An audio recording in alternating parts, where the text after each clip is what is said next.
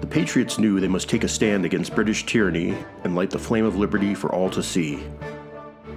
In the spring of 1775, the battle would finally come, and the patriots were ready.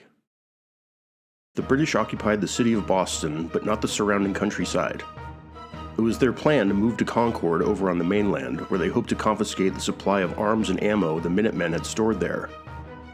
But the maneuver depended on surprise, and they knew they must make their move in the middle of the night. To go by land would be a long march that might not get them there by daylight. But if they ferried their way across the water, their surprise would be a success. Or so they thought. The steeple at Christ Church towered over the city skyline and could easily be seen from the other shore. And so the patriots had a prearranged signal. Lanterns to be hung in the church tower when the redcoats made their move. One if by land, two if by sea.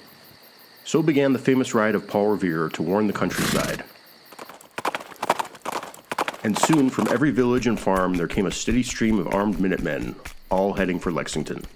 The next morning, April 19th, 1775, the Patriots faced off with the British on Lexington Green. They fell in line and were ordered not to fire on the British unless fired upon.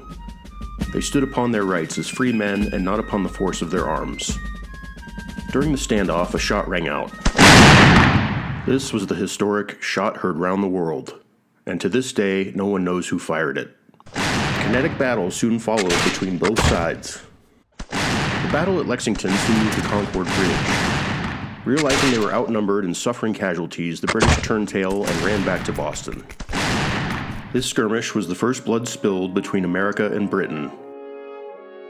But the fires of liberty have been lit, and the American Revolution has begun.